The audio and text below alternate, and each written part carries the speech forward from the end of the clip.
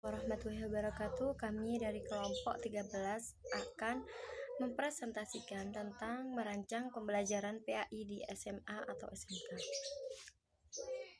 Anggota kelompok kami yang pertama Muhammad Wahid Masludi, yang kedua Rizkina Mazida, yang ketiga Iin Inayatus Afia dengan saya sendiri, yang keempat Farida Khairunisa, yang kelima Alfi Nur Hidayatus.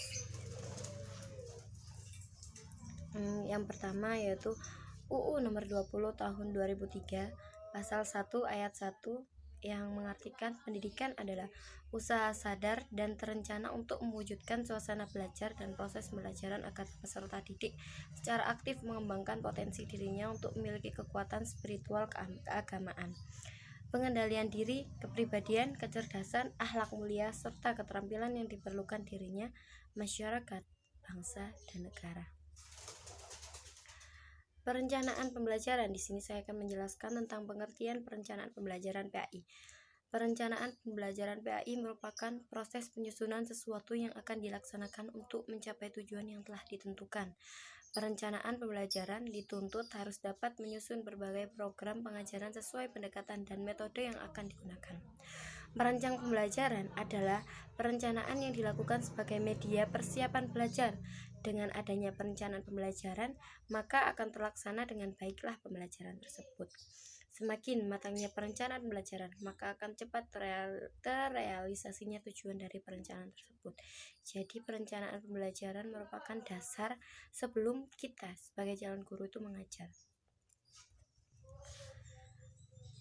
Perangkat perencanaan pembelajaran PAI ada 5, yaitu memahami kurikulum SKL, SK atau KD, yang kedua menguasai bahan materi, yang ketiga menguasai program pembelajaran atau silabus, yang keempat melaksanakan program pengajaran RPP, yang kelima menilai program pengajaran dan hasil proses belajar mengajar yang telah dilaksanakan yang bisa disebut alat evaluasi.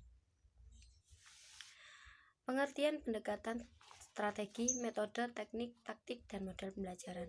Pendekatan pembelajaran dapat diartikan sebagai titik tolak atau sudut pandang kita terhadap proses pembelajaran yang merujuk pada pandangan tentang terjadinya suatu proses yang sifatnya masih sangat umum.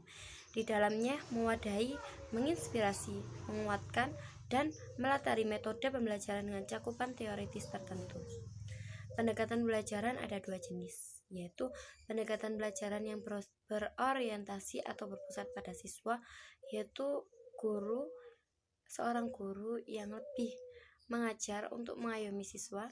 Yang kedua, pendekatan pembelajaran yang berorientasi atau berpusat pada guru, teacher-centered approach.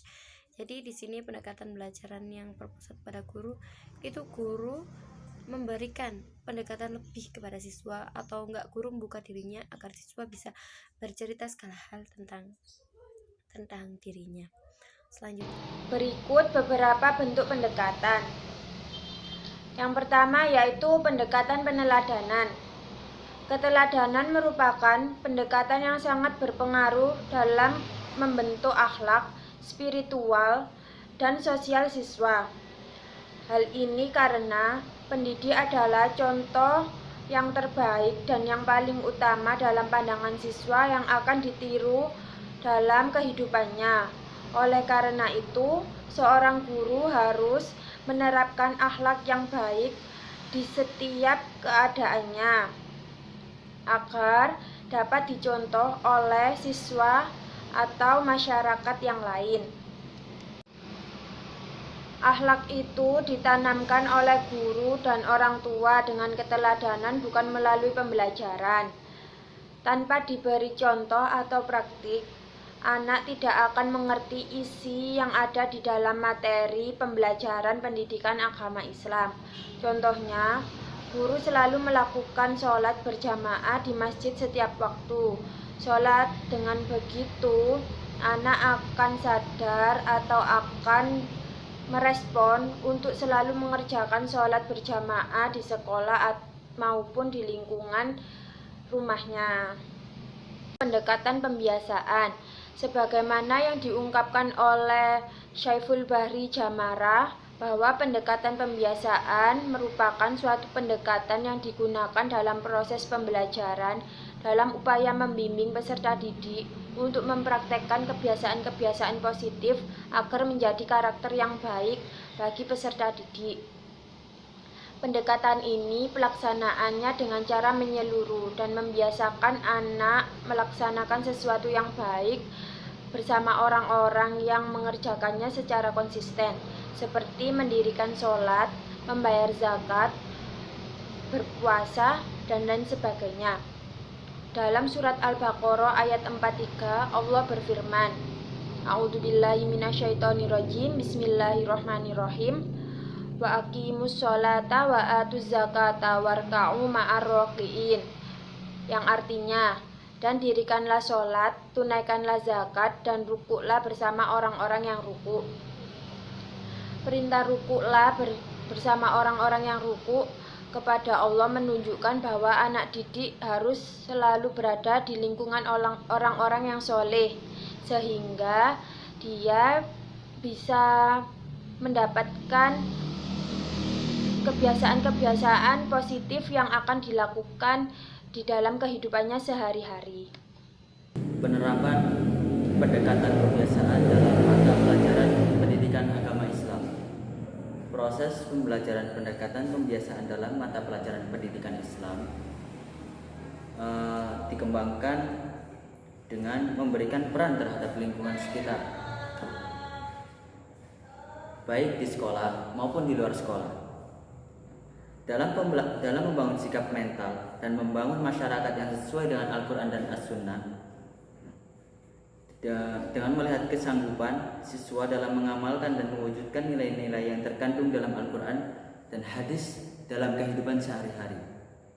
Dalam kehidupan sehari-hari, pembiasaan itu sangat penting karena banyak sekali orang yang berbuat ataupun bertingkah hanya menurut kebiasaan semata-mata. Pembiasaan ini akan memberikan kesempatan kepada peserta didik terbiasa mengamalkan ajaran agamanya, baik secara individual maupun secara berkelompok.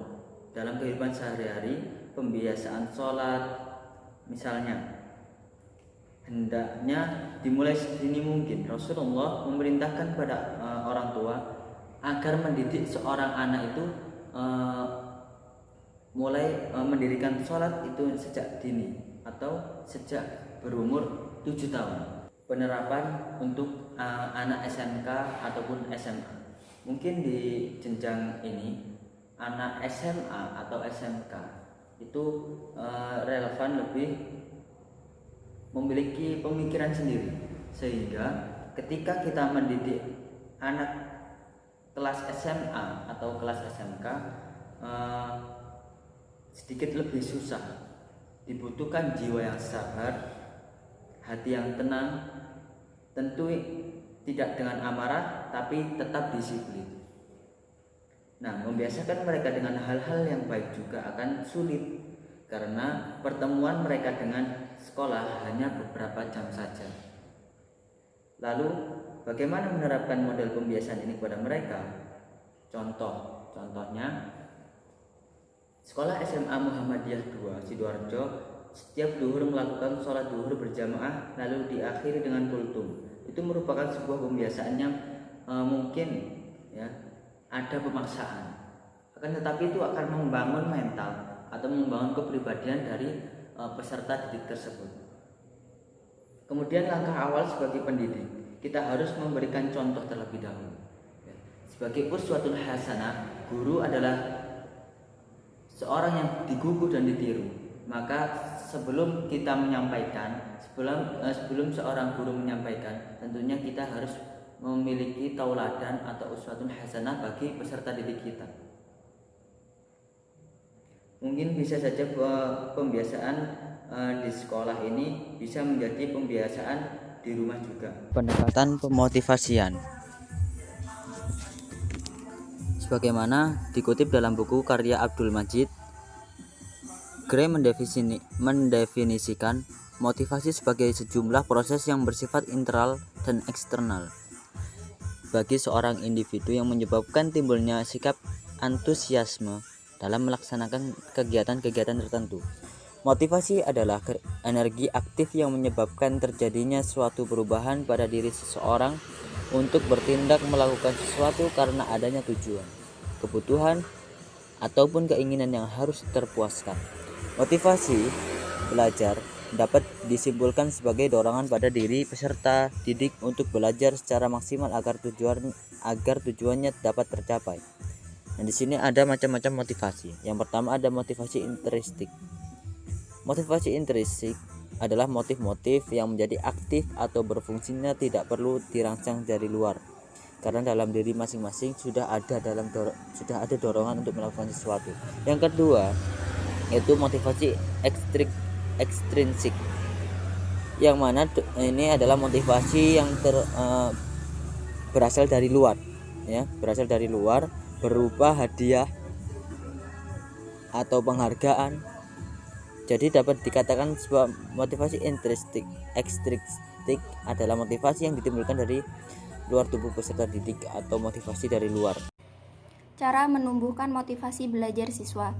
Ada beberapa cara yang dapat dilakukan oleh guru pendidikan agama Islam untuk memotivasi peserta didik, yaitu 1.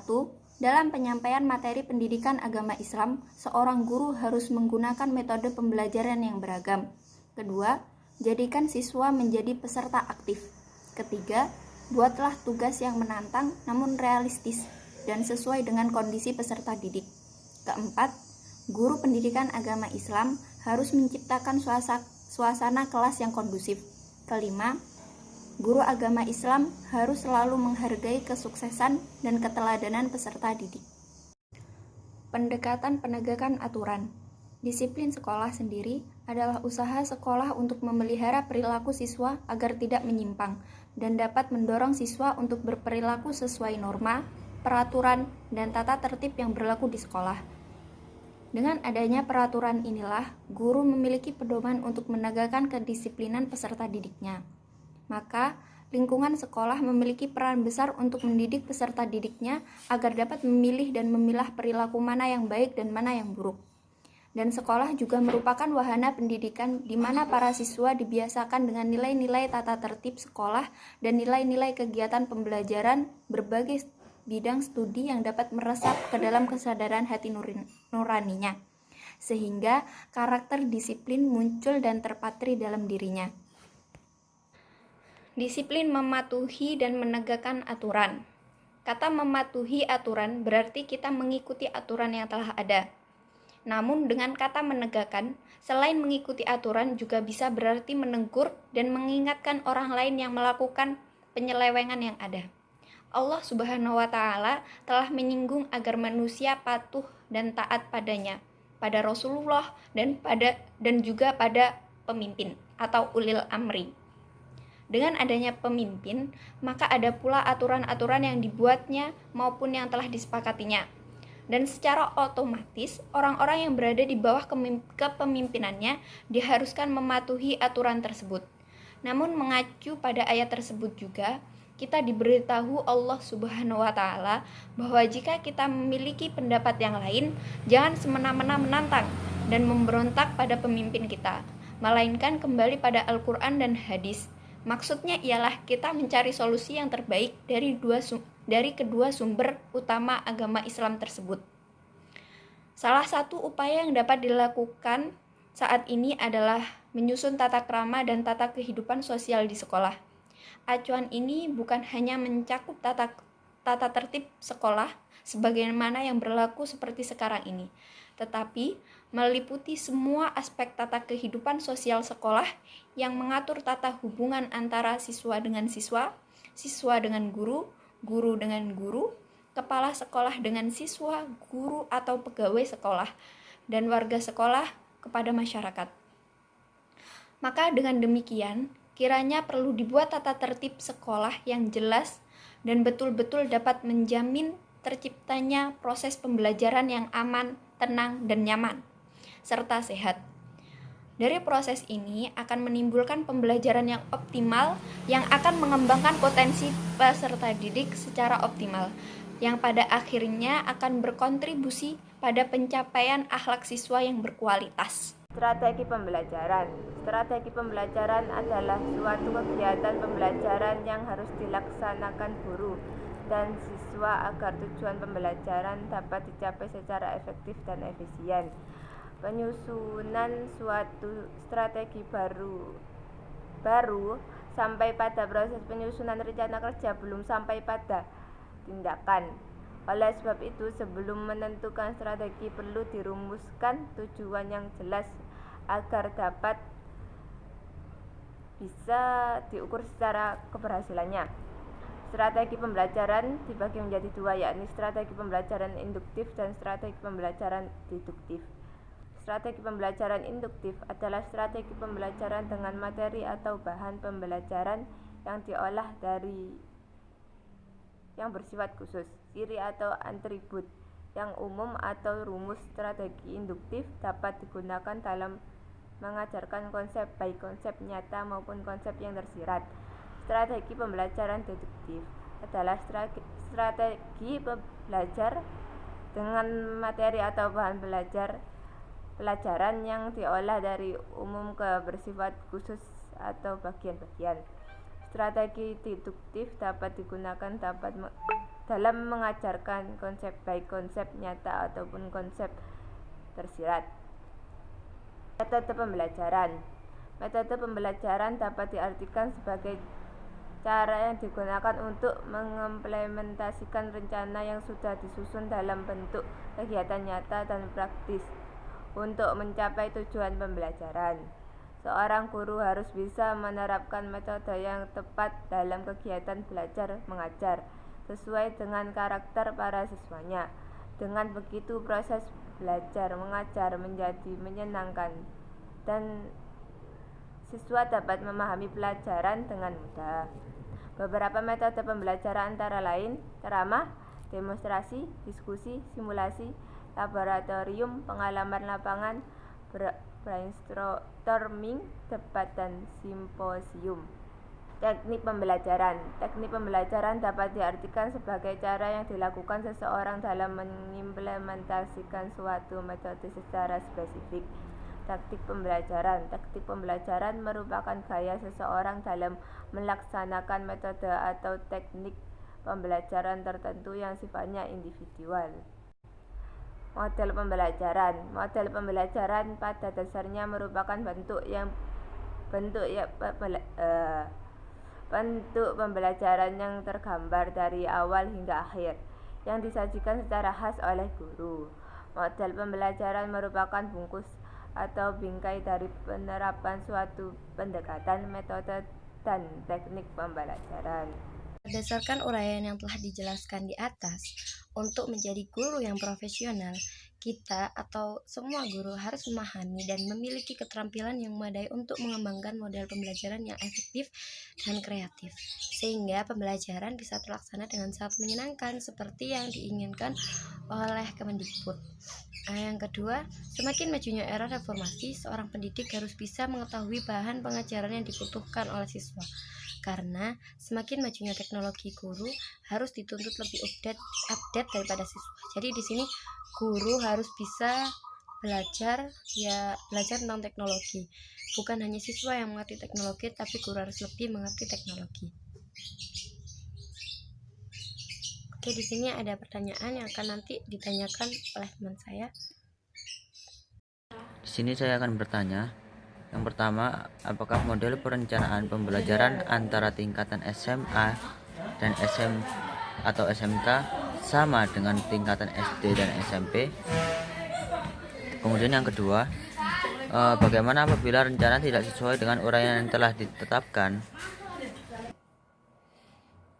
Saya mau bertanya, setelah kita sudah menjalankan sesuai dengan perencanaan pembelajaran yang telah dibuat sesuai dengan strategi pembelajaran dan model-model pembelajaran, akan tetapi siswa SMA atau SMK itu sama sekali tidak mau mengikuti arahan kita. Lalu, bagaimana tindakan kalian untuk menanggapi hal tersebut? Jawab pertanyaan yang pertama, yakni dalam memilih model pembelajaran yang tepat haruslah memperhatikan kondisi siswanya. Sifat materi bahan ajar, fasilitas media yang tersedia dan kondisi guru itu sendiri. Saya akan menjawab pertanyaan dari teman saya, yaitu bagaimana apabila rencana tidak sesuai dengan uraian yang telah ditetapkan. Di sini mungkin sesuai, tapi akan ada banyak perubahan, jadi mungkin itu bisa dinilai tidak sesuai ketika orang melihat hanya dari depannya. Nanti di akhir itu kan pasti ada evaluasi atau setelah pengajaran. Di situ kita sebagai calon guru mencari kesalahan dan kebenaran apa yang telah kita lakukan sehingga perencanaan tidak sesuai dengan uraian.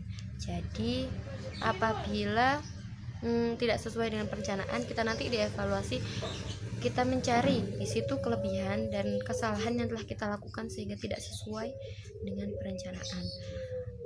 Mungkin nanti dievaluasi akan lebih diketatkan lagi apa yang harus diperbaiki untuk pengajaran selanjutnya. Terima kasih. Di sini saya akan menjawab pertanyaan dari Farida, yaitu pertanyaan ketiga. Setelah kita atau calon guru sudah menjalankan sesuai dengan perencanaan pembelajaran yang telah dibuat sesuai dengan strategi pembelajaran dan model-model pembelajaran, akan tetapi siswa SMA atau SMK tidak sama sekali mau mengikuti arahan kita. Lalu bagaimana tindakan kalian untuk menanggapi hal tersebut? Jawabannya yaitu, mungkin setiap rencana kita tidak akan sejalan sesuai dengan yang kita inginkan. Ini juga lebih berat karena bukan anak yang masih kecil yang dididik, tetapi anak yang sudah mengetahui mana yang baik dan mana yang benar.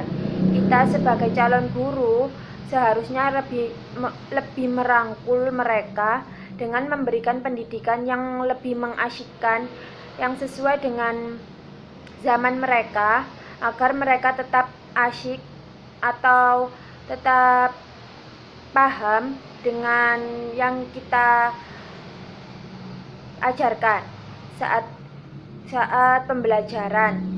Kita harus bisa menjadi teman, sahabat bagi mereka sehingga mereka akan menghargai kita. Sekian. Wassalamualaikum warahmatullahi wabarakatuh. Sekian, terima kasih presentasi dari kelompok kami. Apabila ada kesalahan dan kekurangan materi, kami mohon maaf. Wassalamualaikum warahmatullahi wabarakatuh.